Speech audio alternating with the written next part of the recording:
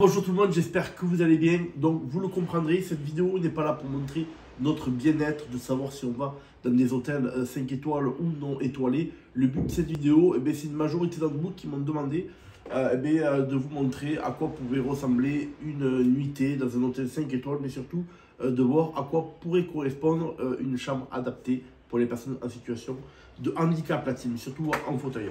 Donc là, on est sur le hall d'entrée. La porte qui mène dans le couloir de l'hôtel. On a un petit hall sympa avec une petite vitre pour vous mesdames qui voulez vous voir, c'est top. Ensuite, là on va rentrer dans la salle de bain. Alors ce qu'il y a de bien dans la salle de bain, c'est qu'à droite on a les WC. Les WC, ce qu'il y a de bien, c'est qu'ils sont séparés. Enfin, ils sont dans la salle de bain, mais ils sont séparés de la douche. Donc c'est bien, c'est toujours mieux de ne pas sentir les odeurs du voisin. Donc WC ici. Là on est sur un petit hall avec un petit miroir avec une vase qui va bien. Bon, c'est une salle de bain. Ce qui est important, le premier point qui est très important dans tous les hôtels d'ailleurs, c'est d'avoir une chambre accessible. Souvent et très souvent j'ai rencontré des chambres où il y avait des baignoires. Donc là il faut pour les personnes en fauteuil roulant, en fauteuil, impérativement une douche de plaie-pied. Et dans cet hôtel, je dois dire qu'elle est super. Là, il n'y a pas de rebord, elle est vachement grande. Mon fauteuil de douche, vous pouvez voir là-bas, ça me permet de pouvoir me laver. Je ne peux pas me laver sur mon fauteuil électrique, sinon il y aurait des problèmes. Donc franchement, un beau point pour cette salle de bain qui est très adaptée. La particularité que je trouve même dans tous les hôtels qui sont chers ou pas, étoilés ou non, c'est la moquette, la team. Ça c'est affreux, affreux, affreux. Je ne sais pas pourquoi ils mettent de la moquette, il faudrait mettre du parquet, du carrelage. Et puis en plus, question pratique, je trouve que c'est mieux de nettoyer un parquet ou une moquette, un parquet ou du carrelage qu'une moquette. Surtout en plus que je suis allergique et en plus ça je suis en fauteuil. Donc c'est compliqué pour manipuler votre fauteuil électrique aussi, parce que quand vous tournez c'est un peu plus compliqué. Et surtout au fond là-bas vous pouvez voir le soulève-personne que je fais louer en chambre, qui est gratuit, complètement pris en charge par votre caisse ou votre mutuelle. Donc le soulève-personne qui est là-bas en fait me permet de faire des transferts de mon fauteuil électrique à mon lit, de mon lit au fauteuil douche et vice versa. Donc c'est vrai qu'à manipuler, quand il y a du poids au bout sur de la moquette, c'est pas terrible. Là on a le petit coin télé et rangement, la télé qui est cachée. Là on a le lit qui est vraiment très grand, ça c'est super aussi. Ça peut être un défaut dans certains hôtels d'avoir des petits lits.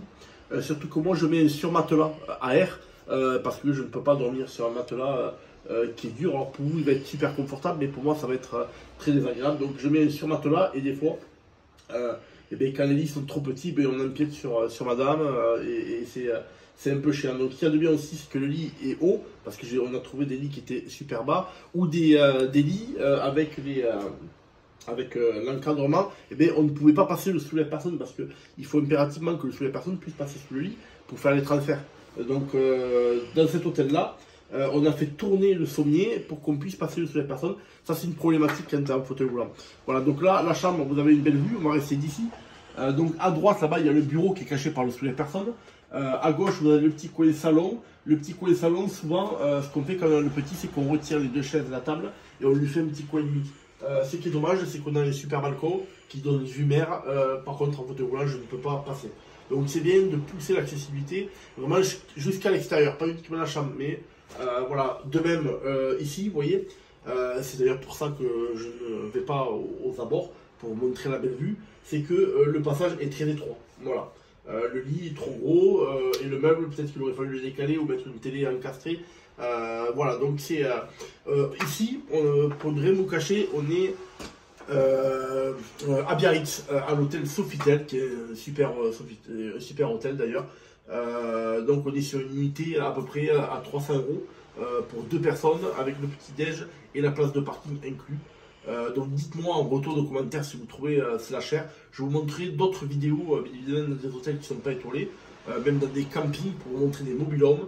Voilà, donc encore une fois, on n'est pas là pour juger, pour montrer notre bien-être, s'il vous plaît, s'abstenir pour dire toi tu as les moyens, toi tu n'as pas les moyens. Je sais et je suis conscient que la communauté qui me suit n'a pas forcément les moyens de se payer une nuit à 300 €. D'ailleurs, nous non plus, c'est un plaisir aussi. Moi je fume pas, je bois pas. Donc je ne me justifie pas, mais je sais très bien que voilà, éviter les commentaires de jugement. On est là pour montrer à quoi peut correspondre une chambre adaptée, à quel prix, est-ce que c'est cher, est-ce que c'est pas cher. Voilà, en tout cas, on a passé un super week-end en amoureux. Merci pour toute la force que vous nous donnez et je vous dis à très vite. Je vous embrasse.